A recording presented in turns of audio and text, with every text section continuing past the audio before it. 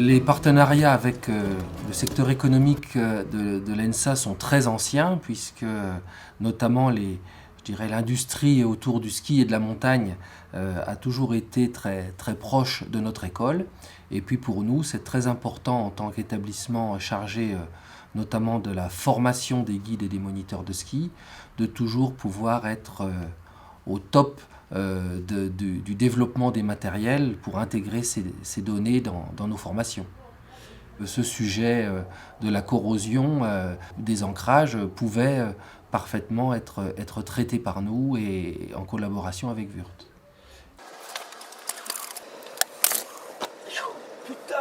Dès 2009, la commission de sécurité de l'UIA et l'ENSA, nous avons été alertés de problèmes de corrosion d'ancrage en acier inox placés dans des falaises sous les tropiques.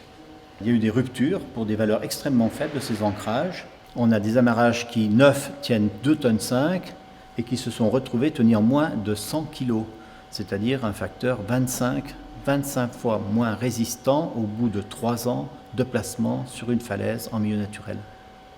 Et en fait, on avait oublié que l'acier inox, bien que son nom inoxydable tente à démontrer qu'il n'est pas corrodable, eh bien ces aciers inox pouvaient être victimes de corrosion.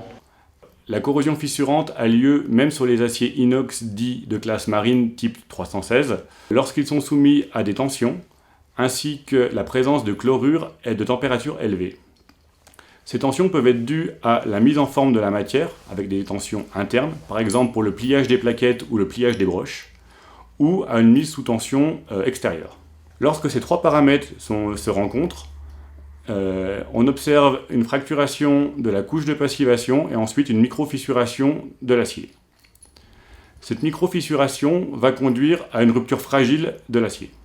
La société Wurth France a déjà été confrontée à ce problème par le passé dans le cadre de fixation en bassin thermal ainsi qu'en tunnel routier. Pour répondre à cette problématique, nous avons développé un inox de type HCR pour haute résistance à la corrosion. L'inox HCR, c'est quoi ? Un inox fortement allié qui contient plus de 20% de chromé de nickel, plus de 6% de molybdène et qui est stabilisé au niobium. De plus, le goujon WFAZ HCR possède un agrément technique européen ainsi qu'un marquage CE. Cet agrément technique européen est délivré par un organisme indépendant qui certifie pour les applications de sécurité avec risque pour la vie humaine et en ambiance particulièrement corrosive une durée de vie de 50 ans.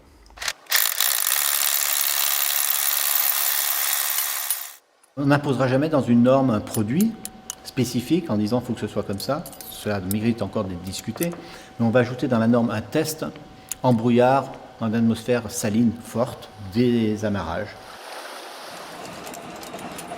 Le goujon WFAZ HCR constitue la meilleure solution par rapport à la résistance mécanique, résistance à la corrosion, facilité et sécurité de mise en œuvre.